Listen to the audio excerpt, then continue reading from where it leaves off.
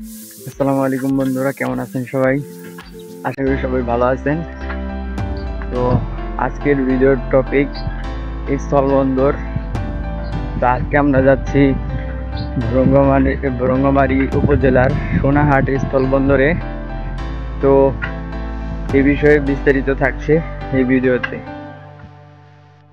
তো অনেকেই এরকম আছেন যারা স্থলবন্দর কি, এর কাজ কি, কিভাবে কি অনেকেই জানেন না। আজকের দিনের আগ পর্যন্ত আমিও স্থলবন্দর সম্পর্কে সেরকম কিছু জানতাম না। প্রশ্ন ছিল যে স্থলবন্দরটা আসলে কি, এখানে কি হয়, বন্দর আবার স্থল এখানে যোগ হলো কেন। তো বিস্তারিত আপনাদেরকে আজকে জানাবো ইনশাল্লাহ, সাথেই থাকুন। তো আমরা এখন যাচ্ছি ভ্রঙ্গমারী সোনারহাট স্থলবন্দরের দিকে, এবং বর্তমানে আমি আছি কুড়িগ্রাম জেলার নাগেশ্বরী উপজেলার রামখানা ইউনিয়নে। তো এখান থেকে আমাদেরকে প্রথমে আমাদের বাড়ি থেকে সাইকেলে করে আমি যাচ্ছি আমাদের বাজারে। সেখান থেকে আমি আমার চাচা, আমার কাকুর সাথে বাইকে করে যাব স্থলবন্দরে। তো সাথেই থাকুন। তো বাংলাদেশে মোট স্থলবন্দর আছে 24টা, এর মধ্যে মানে চালু আছে এরকম স্থলবন্দর আছে 16টা। আর সবচেয়ে গুরুত্বপূর্ণ স্থলবন্দরটা হইল বেনাপোল স্থলবন্দর। আপনারা অনেকেই বেনাপোলের নাম শুনেছেন এবং এটা সম্পর্কে জানেন। তো আমরা যাচ্ছি সোনাহাট স্থলবন্দরে।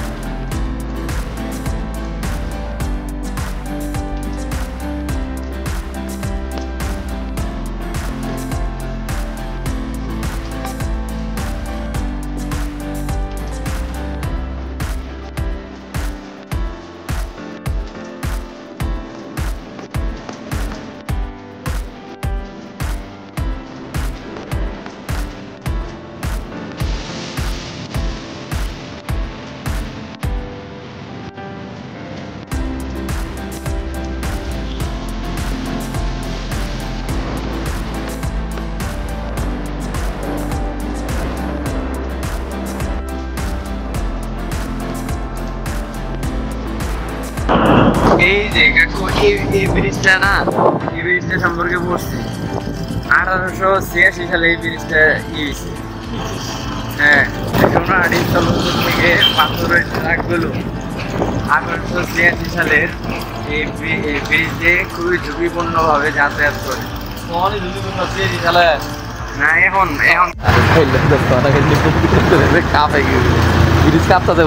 গাড়ি না ব্রিজ। এই যে এখানে যে ব্রিজটা দেখতে পারতেছেন, এটা ব্রিটিশ আমলে তৈরি করা 1886 সালের দিকে।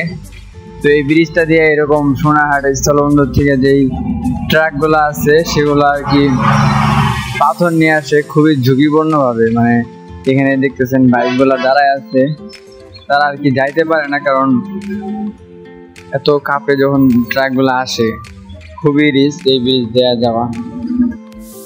তো এইখানে যে ব্রিজটা দেখতে পারতেছেন, এটা ব্রিটিশ আমলে তৈরি করা 1887 সালে। তো এই ব্রিজটার অবস্থা এখন খুবই খারাপ। যখন ট্রাকগুলো এই ব্রিজটা দিয়ে যাতায়াত করে, ব্রিজটা খুবই মারাত্মকভাবে কাঁপাকাঁপি করে। সেই সময় আর কি বাকি অন্য গাড়িগুলো যাওয়া ভীষণ রিস্ক। ইভেন বাইক যারা চালায়, বাইকাররাও এই তখন যাইতে পারে না। আর এখন আমরা যাচ্ছি, তো ওই পাশে অপর পাশে যে ট্রাকগুলো আছে সেগুলো কিন্তু দাঁড়ায় আছে। তো এই ব্রিজের মাঝে আর কি দেখবেন যে কিছু অংশ লাল, কিছু অংশ আবার সাদা। তো পাকিস্তানের সাথে যুদ্ধের সময় এই বাঙালিরা মাঝে মাঝে কিছু অংশ ভেঙে দেয়, যাতে পাকিস্তানি হানাদার বাহিনীরা আমাদের বাংলাদেশে সহজে এসে আমাদেরকে আক্রমণ করতে না পারে। তো এটা হলো সোনারহাটে যাওয়ার একটা মাধ্যম। এই ব্রিজটা নতুন একটা ব্রিজ তৈরি হচ্ছে। তো বন্ধুরা দেখতে পাচ্ছেন আমরা সোনারহাট বাজারে প্রায় চলে এসেছি। ফাইনালি আমরা সোনারহাট স্থলবন্দরের পোস্টার দেখতে পারলাম। তো বন্ধুরা, এখানে যে পাথরগুলো দেখতে পারতেছেন এগুলো স্থলবন্দর দিয়ে ট্রাকের মাধ্যমে আনা হয়েছে, এবং এখানে এই যে আশেপাশে যেই পাথর ভাঙা মেশিনগুলো দেখতেছেন এগুলো দিয়ে বিভিন্ন সাইজের তৈরি করা হয় পাথর, বড় বড় পাথরগুলো কেটে, এবং পাথরগুলো তৈরি করার পর বাংলাদেশের বিভিন্ন স্থানে এই পাথরগুলো সাপ্লাই করা হয়। গাইস এই যে দেখেন ভুটান মাত্র 160 কিলো এখান থেকে, আমরা কিন্তু চাইলে এখান থেকে যাইতে পারি। কুচবিহার 65 কিলোমিটার, মেঘালয় 350, মেঘালয় এখান থেকে 350 কিলোমিটার, আরো শিলং 350, ভুটান 160। আসসালামু আলাইকুম বন্ধুরা, তো আমরা এখন আছি সোনারহাট স্থলবন্দরে। তো অনেকেই জানেন না যে স্থলবন্দরটা কি, আমি আগেও জানতাম না। তো আজকে এখানে আসার পর জানতে পারছি যে স্থলবন্দর আসলে বলা হয় যে এক দেশ থেকে অন্য দেশে বাস, ট্রাক বা রেলের মাধ্যমে যে পণ্য আদান প্রদান হয় এবং মানুষ যাতায়াতের যে মাধ্যমটা, এটাই হলো স্থলবন্দর। আর এই সামগ্রিক বিষয়গুলো সরকারিভাবে নিয়ন্ত্রিত হয়। তো বাংলাদেশে এরকম 24টা স্থলবন্দর আছে, এর মধ্যে মানে চলমান আছে 16টা স্থলবন্দর। তো এর মধ্যে সোনারহাট স্থলবন্দর উত্তরবঙ্গের একটা গুরুত্বপূর্ণ স্থলবন্দর। এই সোনারহাট স্থলবন্দর এটা প্রতিষ্ঠিত পশ্চিমবঙ্গ। আহা, আমি পারি না আর পারি না, আমি কেন মরি না।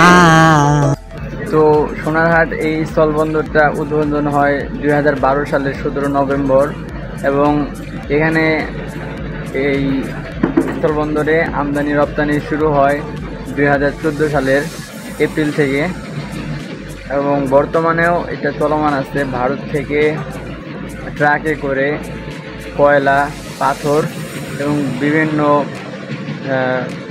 দ্রব্যাদি বাংলাদেশে আমদানি রপ্তানি হয়। রাইট নাও আমরা এখন আছি স্থলবন্দরে, সোনারহাট স্থলবন্দরে। আই থিঙ্ক এখানে একটা লেখা দেখতে পাচ্ছেন যে সামনে ভারত। আমি কাছাকাছি যাইতেছি না, কারণ এখানে যে বিজিবিরা আছে। আর এই যে এইটা দেখতে পাচ্ছেন এখানে একটা একটা মানে বর্ডার দিয়ে রাখছে আর কি, ওই পাশে ট্রাক দেখতে পাচ্ছেন, ভারতের ট্রাক গুলা। সো ফ্রেন্ডস, আজকের ভিডিওটা এই পর্যন্তই। আশা করি আপনাদের ভিডিওটি ভালো লেগেছে। তো যদি ভিডিওটি ভালো লেগে থাকে লাইক কমেন্ট করবেন এবং আপনার বন্ধুদের সাথে শেয়ার করে দিবেন।